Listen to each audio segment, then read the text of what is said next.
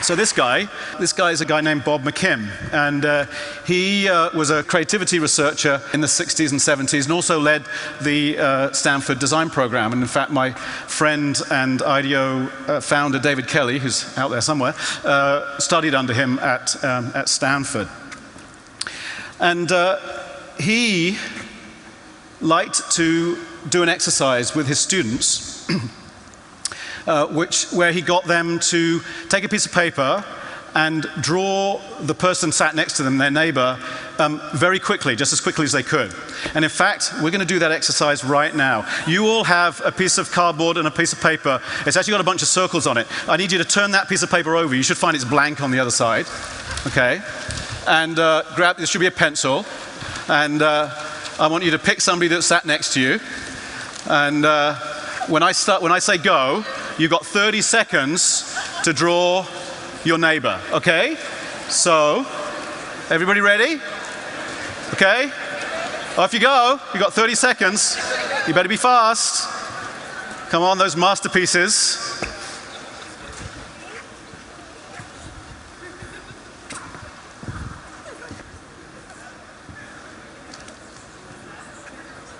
Okay, stop. All right, now. Yes. Lots of laughter.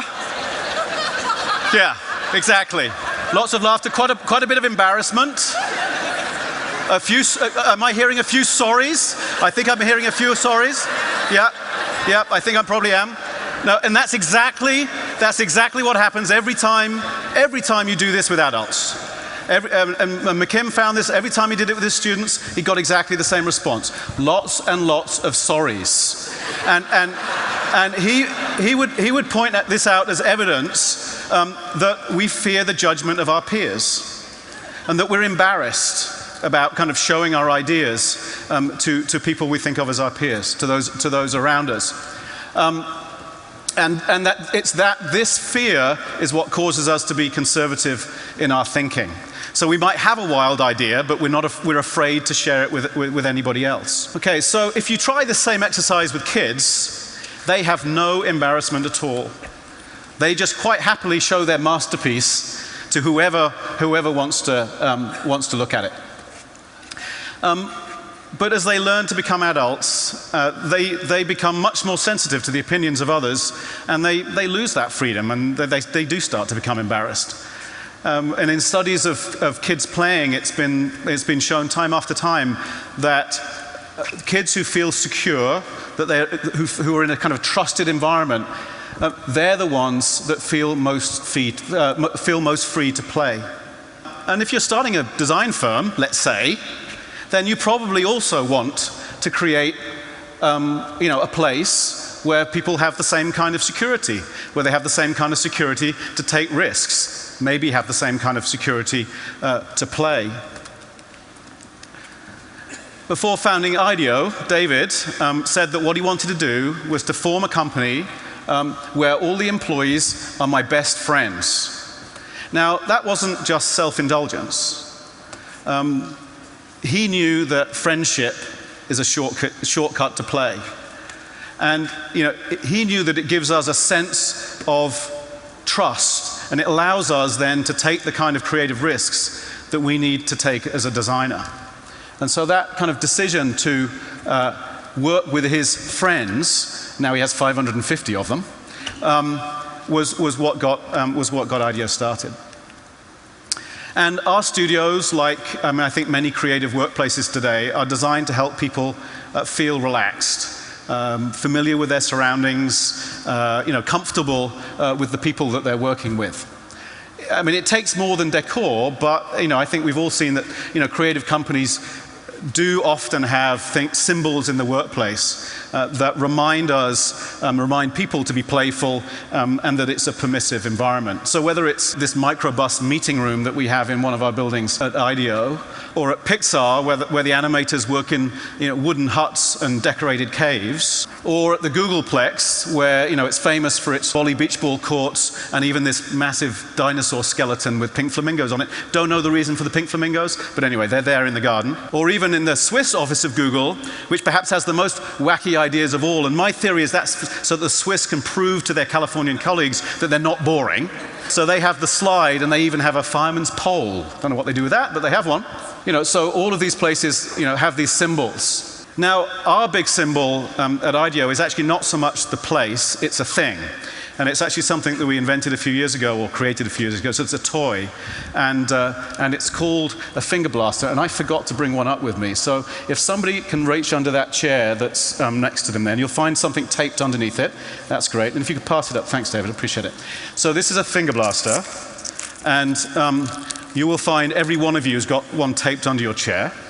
And I'm going to run I want to run a little experiment, another little experiment. But before we start, I need just to put these on. Thank you. All right. Now, what I'm going to do is I'm going to see how many, I can't see out of these. Okay. I want to see how many of you at the back of the room can actually get these things onto the stage. So the way they work is, you just put your finger in the thing, pull them back, and off you go. So don't look backwards. That's my only recommendation here. So I want to see how many of you can get these things on the stage. So come on. Here, there we go. Thank you. Thank you. Oh, I had another idea. I wanted to. There we go. There we go. Thank you. Thank you. Thank you. Not bad. Not bad. No serious injuries so far.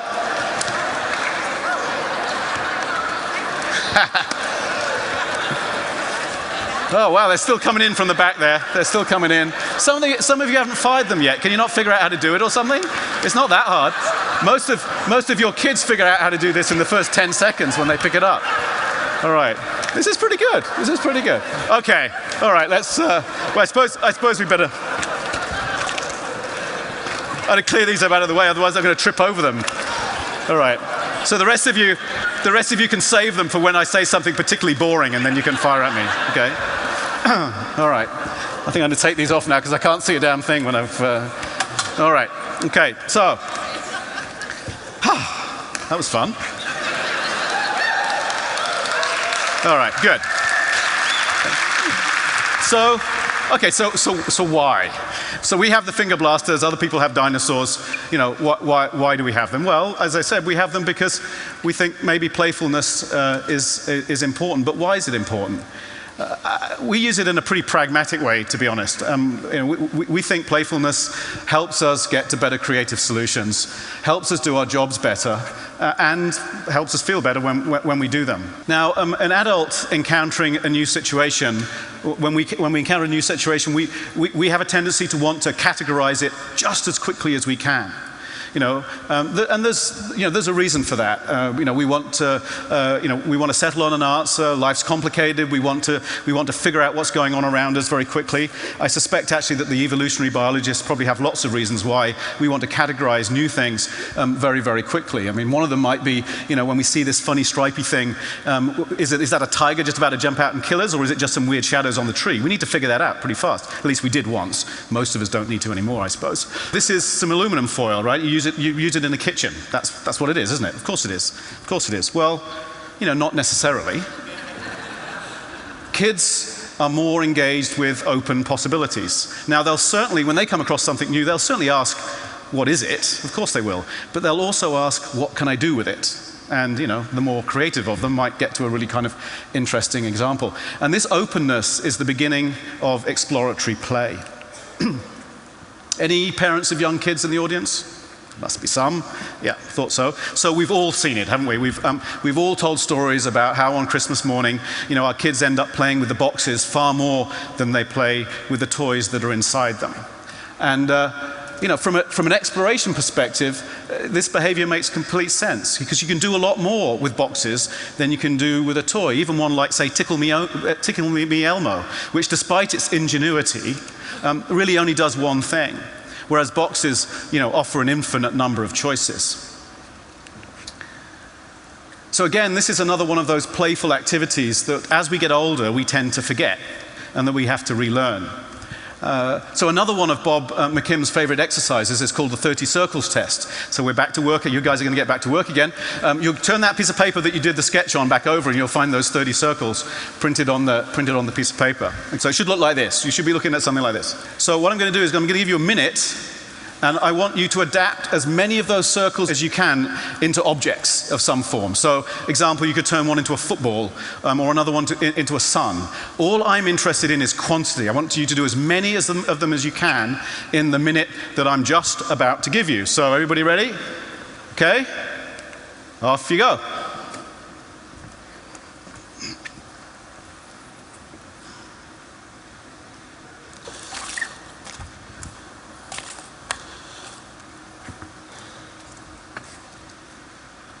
Okay, put down your pencils, as they say.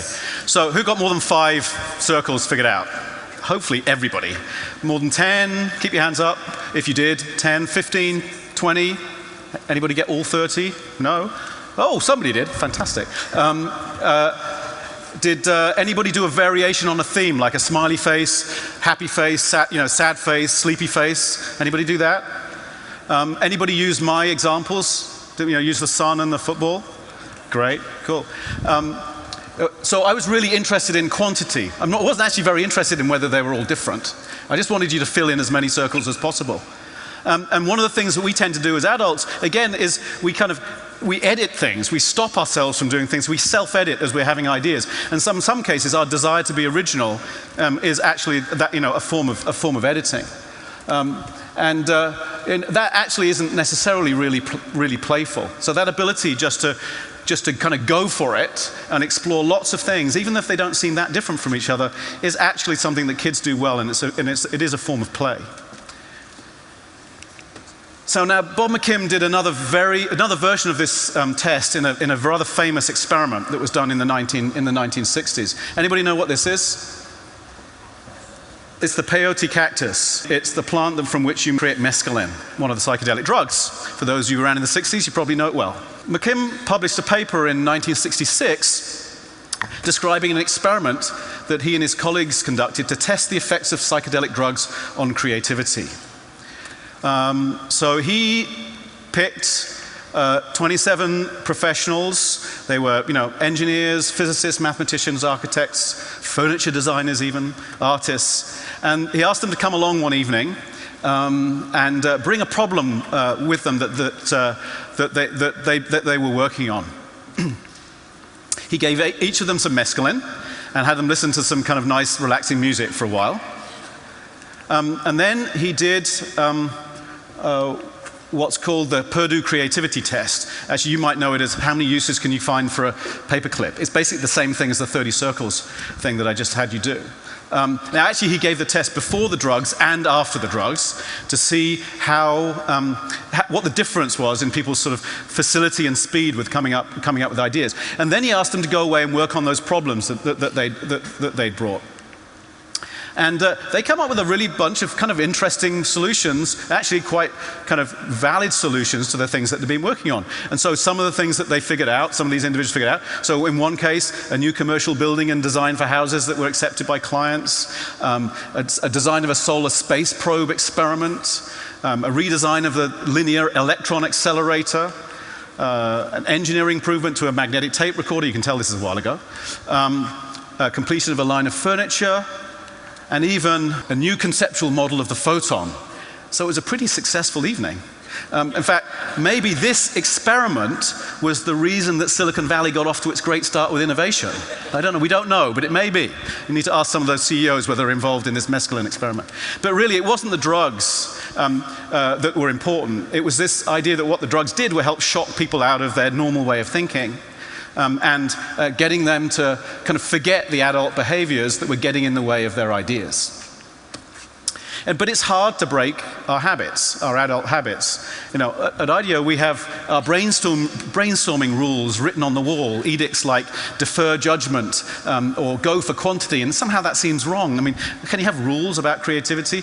Well, it sort of turns out that we need rules to help us break the old rules and norms that otherwise we might bring to the creative process. And we've certainly learned that over time, you get much better brainstorming, much more creative outcomes when everybody does play by the rules.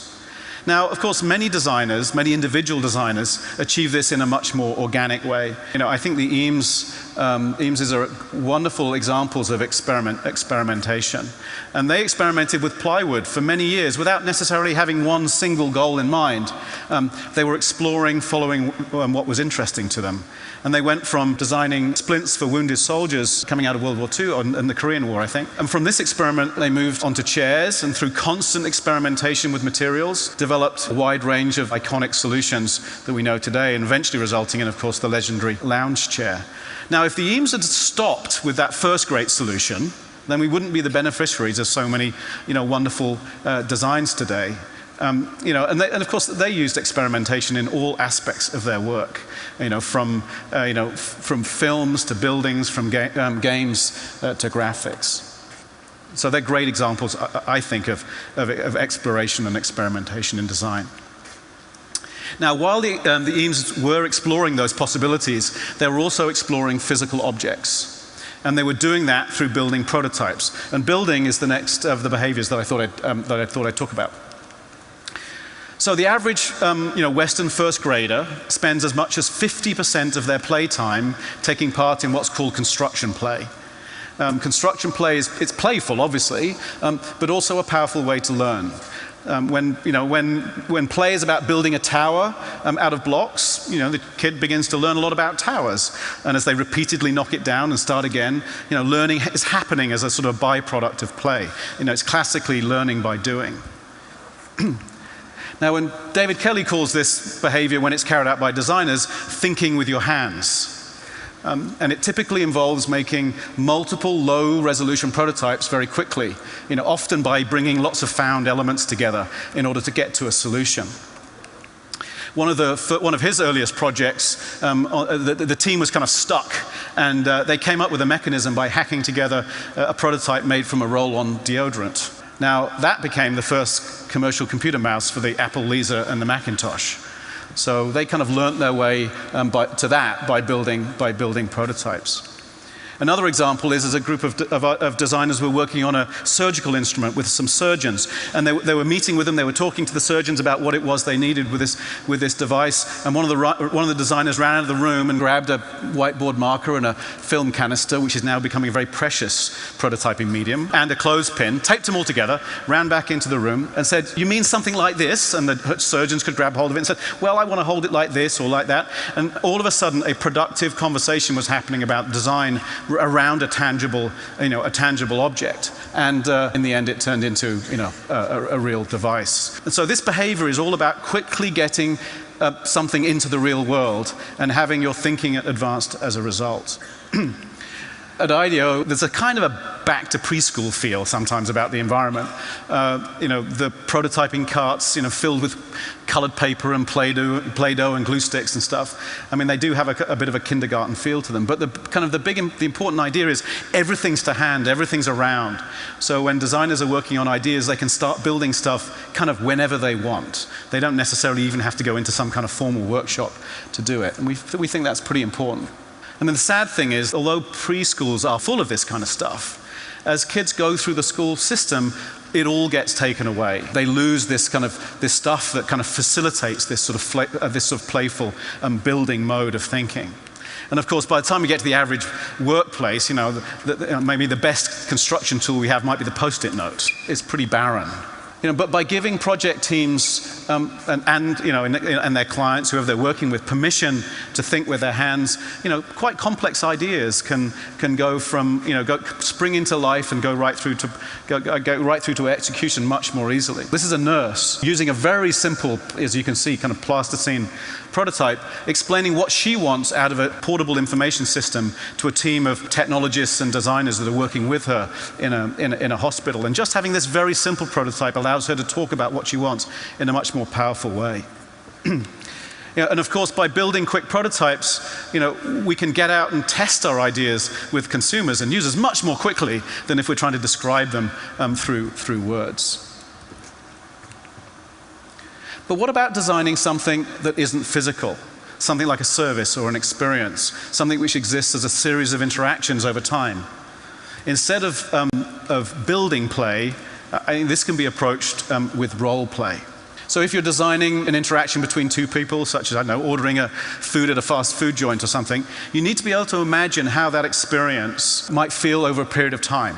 And I think the best way to achieve that and get a feeling for any flaws in your design is to act it out. So we do quite a lot of work at IDEO trying to convince our clients of this. They can be a little skeptical. I'll come back to that. But a place, I think, where the effort is really worthwhile is where people are wrestling with quite serious problems. Things like, education or security or finance or health. And this is another example in a healthcare environment of some doctors and some nurses and designers acting out a service scenario around patient care. But many adults are pretty reluctant to engage with role play. Some of it's embarrassment, and some of it is because they just don't believe that what emerges is necessarily valid. They dismiss an interesting interaction by saying, that's just happening because they're acting it out. Research into kids' behavior actually suggests that it's worth taking role playing seriously. Because when children play a role, they actually follow social scripts quite closely that they've learned from us as adults. If one kid plays store and another one's playing house, and the whole kind of play falls down. And so they get quite used quite quickly to understanding the rules for social interactions, and actually quite quick to point out when they're broken. So when, as adults, we role play, then we have a huge set of these scripts already internalized. We've gone through lots of experiences in life.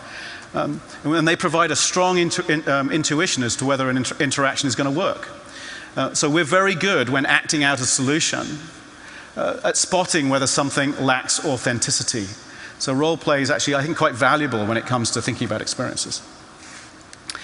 Another way for us as designers to explore role play is to put ourselves through an experience which we're designing for, and kind of project ourselves into an experience. So here are some designers who are trying to understand what it might feel like to sleep in a kind of confined space on an airplane. And so they grabbed some very simple materials, you can see, and did this kind of role play, this kind of very crude role play, just to get a sense of what it would be like for passengers if they were kind of stuck in quite small places on airplanes. This is one of our designers, Christian Simsarian, and he's putting himself through the experience of being an ER patient. Now, this is in a real hospital, in a real emergency room. One of the reasons he chose to take this rather large video camera with him, because he didn't want the doctors and nurses thinking that he was actually sick and sticking something into him that he was going to regret later. So anyhow, he went there with this video camera, and it was kind of interesting to see what he brought back, because when we looked at the video when he got back, we saw 20 minutes of this. And that's the amazing thing about this video. As soon as you see it, you can kind of immediately project yourself into that experience and know what it feels like. All of that uncertainty while you're left out in the hallway while the docs are dealing with some more urgent case, in one of the emergency rooms, wondering what the heck's going on. And so this notion of using kind of role play, in this case, kind of living through the experience as a way of creating empathy, particularly when you use video, is really powerful. Or another one of our designers, Alte Sendel, he's here having his chest waxed, not because he's very vain, although actually he is. No, I'm kidding. But in order to empathize with the pain that chronic care patients go through when they're having dressings removed. And so sometimes these kind of analogous experiences, kind of analogous role play, can also be quite valuable. So when a kid dresses up as a firefighter, he's beginning to try on that identity. He wants to know what it feels like to be a firefighter. We're doing the same thing as designers. We're trying on these experiences. And so the idea of role play is both as an empathy tool as well as a tool for prototyping experiences. And we kind of admire people who do this at IDEO anyway, not just because they lead to insights about the experience, but also because of their willingness to explore and their ability to kind of unself-consciously surrender themselves to the experience. In short, we admire their willingness to play. So, playful exploration, playful building, and role play. And those are some of the ways that designers use play in their work. And so far, I kind of admit that this might feel like it's a message just to go out and play like a kid. And to a certain extent it is, but I want to stress a couple of points. First thing to remember is that play is not anarchy. Play has rules, especially when it's group play. When kids play Tea Party or they play Cops and Robbers, they're following a script that they've agreed to. And it's this co-negotiation that leads to productive play. So remember the sketching task we did at the beginning, the kind of little face, the portrait you did? Well, imagine, if you did the same task with friends but while you were drinking in a pub. But everybody agreed to play a game where the worst sketch artist brought the next round of drinks. That framework of rules would have turned an embarrassing, difficult situation into a kind of a fun game. And as a result, we'd all feel perfectly secure and have a good time. But because we all understood the rules and we agreed on them together. But there aren't just rules about how to play, there are rules about when to play. Kids don't play all the time, obviously. They transition in and out of it. And teachers, good teachers spend a lot of time thinking about how to move kids through these experiences. And as designers, we need to be able to transition in and out of play also.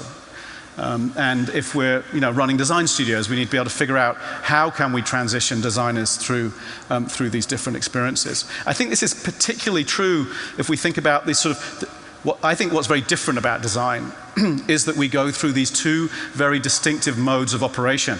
We go through a sort of a generative mode where we're exploring many ideas, and then we kind of come back together again and come back looking for that sort of solution and developing that solution. I think they're two quite different modes, and sort of divergence and convergence. And I think it's probably in the divergent mode that we most need the playfulness. Perhaps in convergent modes, we need to be more serious. And so being able to move between those modes is really, really quite important. So it's where a more nuanced version of view of play, I think, is required. Because it's very easy to fall into the trap that these states are absolute. You're either playful or you're serious, and you can't be both. But that's not really true. You can be a serious professional adult and at times be playful. It's not an either or, it's an and. You can be serious and play. So to kind of sum it up, we need trust to play, and we need trust to be creative. So there's a connection. And there are a series of behaviors that we've learned as kids and that turn out to be quite useful to us as designers. They include exploration, which is about going for quantity, building and thinking with your hands, and role play, where acting it out helps us both have more empathy for the situations in which we're designing and to create services and experiences that are seamless and authentic. Thank you very much.